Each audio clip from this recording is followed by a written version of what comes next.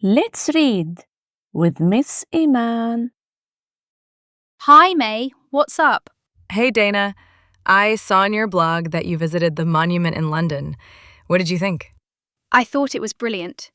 Look, here's a picture I took. That's amazing. I know that it's a monument to remember the Great Fire of London, but I don't know much else about it. Well, it's a tall tower with a gold ball at the top. It's a few meters away from where the fire started in 1666. I didn't know that. How did the fire start? Well, there was a bakery on Pudding Lane and the fire started in an oven. The houses in London used to be wooden, so the fire moved from house to house very quickly. Oh no, that's awful. Then what happened? The fire burned for 4 days because there was no fire brigade. So what did people used to do when there was a fire?